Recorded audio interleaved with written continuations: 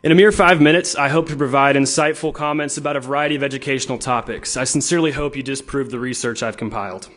Here's the history of the Common Core. In 2009, the National Governors Association and the Council of Chief State School Officers partnered with Achieve Inc., a nonprofit that received millions of funding from the Bill and Melinda Gates Foundation. Thus, the initiative seemed to spring from states when in reality it was contrived by an insular group of educational testing executives with only 2 academic content specialists. Neither specialist approved the final standards, and the English consultant Dr. Sandra Stotsky publicly stated she felt the standards left students with an empty skill set lacking literary knowledge.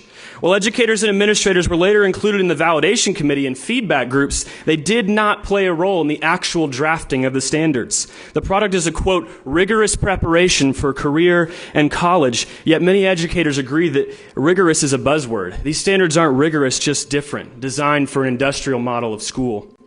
Nevertheless, Common Core emerged. Keep in mind the specific standards were never voted upon by Congress, the Department of Education, state or local governments, yet their implementation was approved by 49 states and territories. The president essentially bribed states into implementation via Race to the Top, offering $4.35 billion taxpayer dollars to participating states, $500 million of which went to Tennessee. And much like No Child Left Behind, the program promises national testing and a one-size-fits-all education because, hey, it worked really well the first time.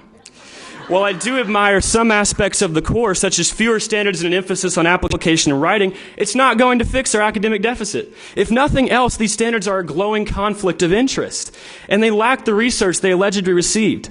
And most importantly, the standards illustrate a mistrust of teachers, something I believe this county has already felt for a while. I've been fortunate to have incredible educators that open my eyes to the joy of learning, and I love them like my family. I respect them entirely, which is why it frustrates me to review the team in Apex Evaluation Systems. These subjective anxiety producers do more to damage a teacher's self-esteem than you realize. Erroneous evaluation coupled with strategic compensation presents a punitive model that, as a student, is like watching your teacher jump through flaming hoops to earn a score. Have you forgot the nature of a classroom? A teacher cannot be evaluated without his students. Excuse me, because as a craft, teaching is an interaction. Thus, how can you expect to gauge a teacher's success with no control for students' participation or interest? I stand before you because I care about education, but also because I want to support my teachers. And just as they fought for my academic achievement, so I want to fight for their ability to teach. This relationship is at the heart of instruction, yet there will never be a system by which it is accurately measured. But I want to take a step back. We can argue the details ad infinitum, yet I observe a much broader issue with education today. Standards-based education is ruining the way we teach and learn. Yes, I've already been told by legislators and administrators, Ethan, that's just the way things work. But why? I'm going to answer that question. It's bureaucratic convenience. It works with nuclear reactors. It works with business models. Why can't it work with students?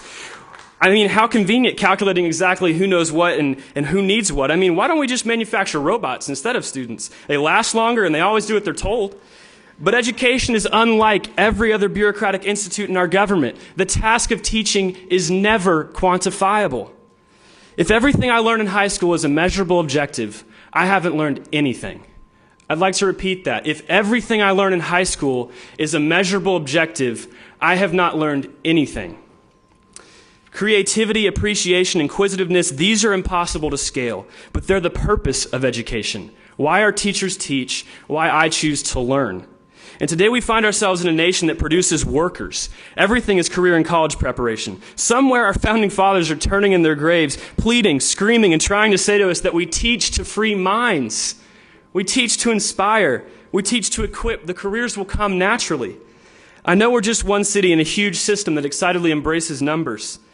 But ask any of these teachers, ask any of my peers, and ask yourselves, haven't we gone too far with data?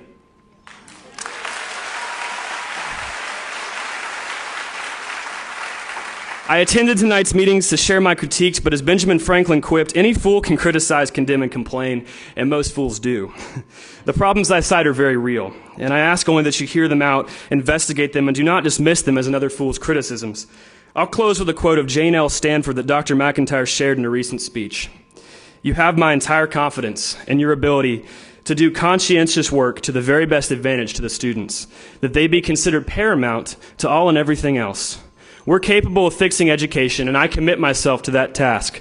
But you cannot ignore me, my teachers, or the truth. We need change, but not Common Core, high-stakes evaluations, or more robots. Thank you.